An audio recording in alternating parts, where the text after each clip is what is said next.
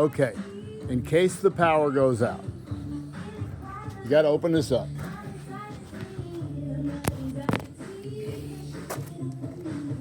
Push in, and pop. You're in.